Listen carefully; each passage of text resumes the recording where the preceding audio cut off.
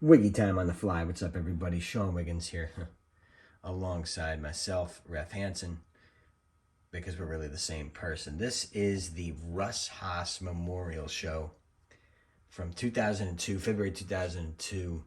And I wanted to put this up because I wanted to have at least one match with my trainer on it. No, I wasn't trained by Lightning Mike Quackenbush.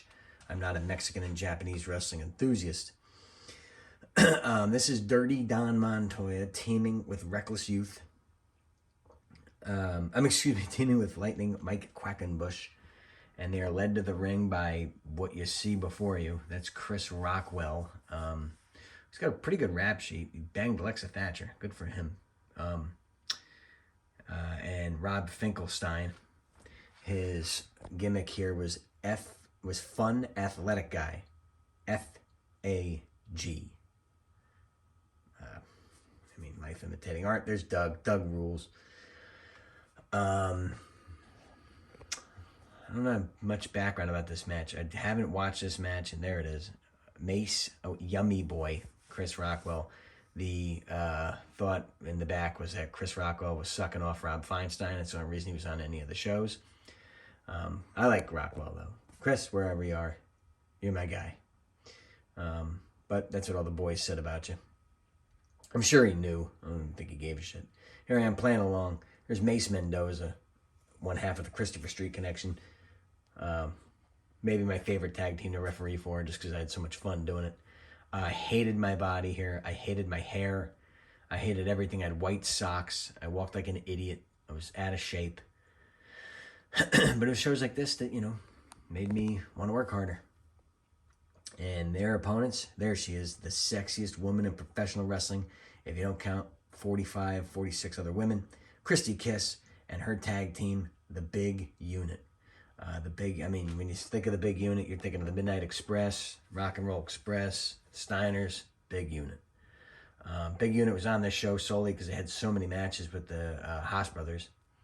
And they wanted to get as many guys who worked with the Haas brothers on this show.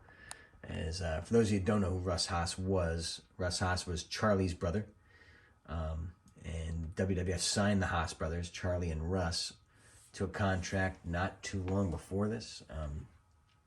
They're developmental in Memphis. And they were on WWF Jacked. They did a house show at the Garden. They worked Access, WrestleMania. And a lot of people say that the Haas brothers were the second coming of the Steiners. And, the Steiners were... literally, greatest tag teams of all time. Steiners is on that short list. That's a shoot, and everyone knows that. And a lot of people thought the Haas brothers could be this generation's version of them. And then Russ passed away. There's some steroid abuse in there, but there's heart disease in there that you didn't know about. And I'm only going to talk good about Russ because I didn't know him as well as many others did, but he was amazing. Funny as shit. Funny guy. Made you feel welcome. I think Don Montoya cuts a promo here, and I think I can save the audio. So if he does, I'm going to raise the volume for you to see. This match wasn't overly memorable, but we all had fun. I remember that. That's what it's all about anyway. So the Big Unit is here. Both of these teams are kind of heels, but the people pop for Don Montoya. Oh, hold on. Maybe I can save it. Oh, Rick Silver, baby.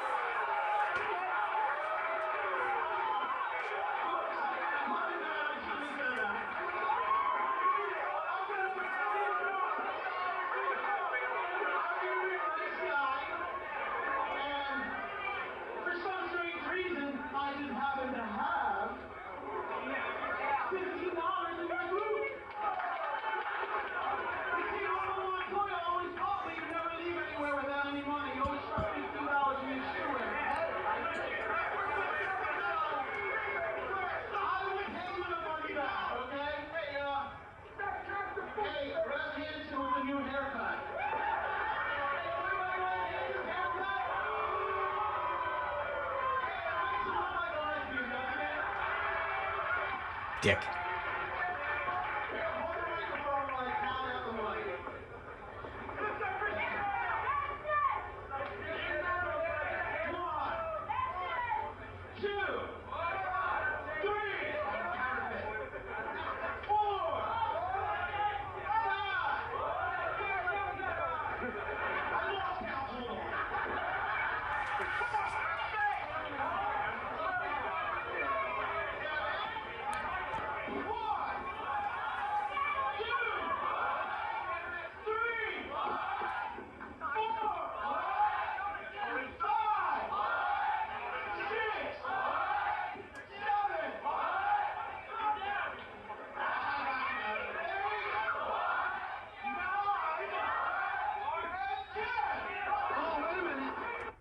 Well, I thought that was funny. But Don Montoya was a gut buster. I liked him. I popped for him. Also, I didn't think I mentioned this. Don Montoya was my trainer. I was trained by Magic, Don Montoya, and a little bit of Low Key. I was actually trained to wrestle, not referee. And I just reffed. I was like, oh, I'll ref a couple shows and that'll be that. And that didn't become that. Well, this is the first time I refereed a match. I think the only time I refereed a match with these two members of the Black T-shirt squad. They were kind of an inside joke. That's what they called themselves, the BTS, the Black T-shirt squad, because they always wrestled in black T-shirts. Reckless Youth was the third member. Reckless Youth, probably the best of the bunch, worker-wise. And but, I mean, these two were good in their own right. Just Quackenbush, see, he did a lot of that. He'd kick you in the back and smack his leg real hard. And he was really, really into the Japanese and Mexican wrestling. And there's nothing wrong with that. If you love it, and that's you. I don't hate it. I don't dislike it. It's just not my favorite thing to go to. And it was not too far after this where he started training guys. See, I mean, that looked nice, but you can't really do that to everybody. Especially Quackenbush is, you know, he had my build. I was probably a little bigger than him, you know, meat-wise. There's Rick Silver or Dave Desire. I can't tell the two apart. I mean, they're both so great. I mean, they matched. They had wrestling boots. They tried to be, you know, comical. They tried to be entertaining. I like the big unit. I was a fan of theirs. I mean, look at that. I mean, Desire was a better bumper than Silver. But Quackenbush would always train these new kids and would in a federation that pretty much became Chikara.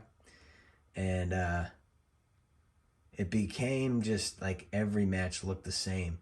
And like me and Ace Darling would talk, and Ace, he'd go up to Ace, like, "Hey, how's my match tonight?" And Ace would be like, oh, it was good. And he's like, I don't know how to be honest with him. I don't want to tell him it was the shits. Because every match looked like Cirque du Soleil. It's like they, just looked like a completely booked thing. And wrestling is staged. It's fake, but it's not supposed to look fake.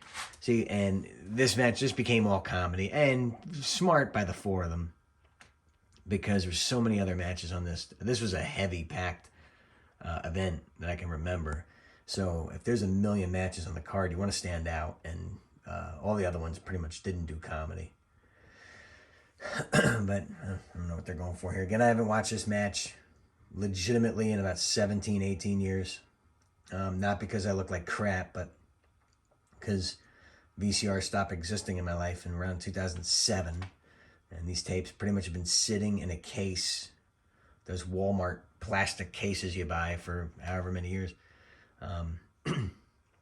Kristi Kiss came in, got her ass slapped. She actually did that in the back right before this match, but it was a shoot. I like Kristi Kiss, but super rat. I think I'm the only one that hasn't done literally anything with her from that time. I don't know anyone else that didn't do anything with her. Nice double suplex on Don Montoya.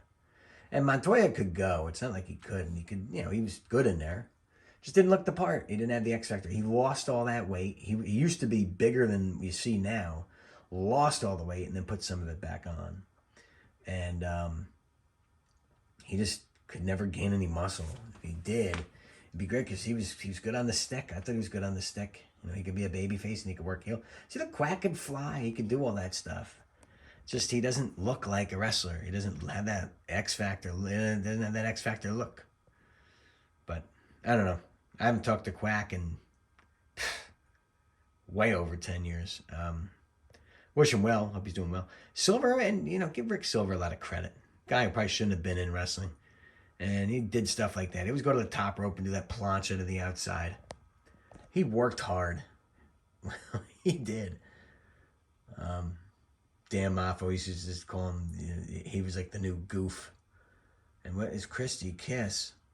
It's going to block Don Montoya. What's she get? She's not going to pull down his pants. And Don Montoya is going to go for the Boston Crab on Kristi Kiss.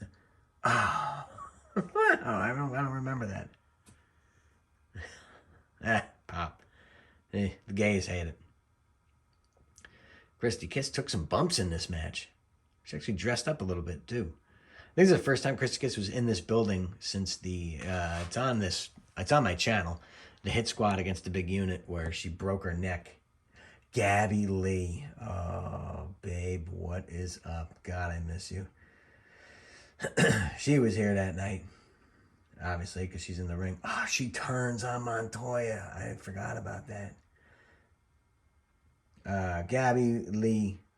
A lot of you probably watching this don't know her if you're just watching this for the Indie Classic version, but Gabby Lee was, she left too early, man. I wish she stuck with this. I mean, she needed a lot of seasoning, but I liked her. Another low blow right in front of me. I'm not calling a DQ because, I don't know, they called it in the back and told me not to do it. But, again, referees today, if a guy low blow, another low blow. Maybe I didn't see it. I mean, I could be. It's possible I'm way out of position. A lot of referees, as soon as they turn around, go deaf, and sometimes they don't see stuff in the middle of the ring. Another low blow. Dave Desire hopping around. He got hit right in the jimmies, and that one must really hurt. Oof, down he goes. Let me check on him here. Dave, you all right? Oh, oh God. Now I took a low blow. Like 5 buddies holding their cocks right in the middle of the ring. And but the... Hey, that was fun. Oh, what? And now... that was, I don't remember that. That was really cool. Nice power bomb by Montoya. 2, no. That was a good time. See, God, I miss Montoya. Me, Montoya, and Quackenbush in the summer of 2001 went to Medieval Times. We had a blast. That was a really fun time. Our night jobbed. Our night put the other night over. I think we had the black and white night, which is pretty funny. We had the black and white night that night. We all went with our girlfriends. It was a good time. But Montoya was one of those guys I really liked being around. I thought me and him would last as friends. But again, in wrestling, you just lose touch with people too. No, nice move by Quack, by the way. But yeah, I just lose touch with people. I mean, I was friends with him on Facebook, and I couldn't keep up with him anymore with all this stupid wrestling posts. I just don't watch it anymore. I haven't watched it in years. I haven't watched it consistently anyway in years. Nice DDT. Is that it? No. Montoya breaks up the count. Gabby Lee, I can't believe you turned on Don Montoya. I always told Gabby she should come back. I think she went to school to be a doctor or a nurse. So it was better for her to get out of wrestling. But of all the women I was around in wrestling, I regret not trying to date her. Really. I mean, I liked her. I liked talking to her and being around her. I don't know. She was one of my favorites. She was my favorite this time. Montoya going for the fist drop. The dreaded fist drop. But that's not going to get it. See? Great tag team wrestling you're seeing here. Everyone helping out their partner. But Gabby Lee probably has more matches now on my channel than any YouTube channel in the world. She was a JP fixture before I was there. See, I started in 2000. She was kind of fading out then. She, quote unquote, retired very early, like in her mid-20s. Just like Lathon, maybe stick with it. Throw a bunch of crap at the wall and see what sticks. She didn't want to learn how to wrestle, though. That was the other thing. I don't think she wanted everyone to be a wrestler. And now here we go. Wait a minute. Cartwheel and belly to belly. See, I hated that sell, and Rick Silver did it all the time, where you sit up and you're sitting there. Is that 3? No, 2 count. He came out the back door. You just sit up and you look stunned. Like, no, you just took a suplex. You should be selling your back. I don't get it. I never liked that. So, Quackenbush going for that dreaded. There it is. The palm to the face that Steve Corino says is the deadliest move in wrestling. Surprised Steve Corino and Mike Quackenbush never teamed up on the indies. Maybe Quack and Corino. Or Stevie and Mike. That'd be a nice one. Oh, Rick. Now they're pulling out all the stops. They're pulling out all the mark moves. What's Silver going for here? And this right here, you see the spot I'm doing where I go to the outside to count? Blatantly stole it from the late Brian Hildebrand, who was one of the best referees of all time. Mark Curtis, WCW, Mark Curtis. Chris Candido told me to watch him, and I did, and I blatantly stole that from him. So if any referee stole that from me, you stole what I stole from somebody already, so stop stealing stuff that I ever stole. Jerks. Well, I'm not in it anymore. What's this? Bulldog. Ooh, nice. It worked out where he splashed. 1, 2, 3. It got him. What a finish. Nicely done. See that wily veteran maneuver by Rick Silver, the Bulldog of Montoya, onto his own partner and scores the victory as he got the pin on Quackenbush. And now I'm trying... Wait a minute. Dave Desire is still in the figure 4. Yeah, well, help your partner out. Quack is out. Quack is unconscious, and Desire is still in the figure 4. What the hell? Wait a minute.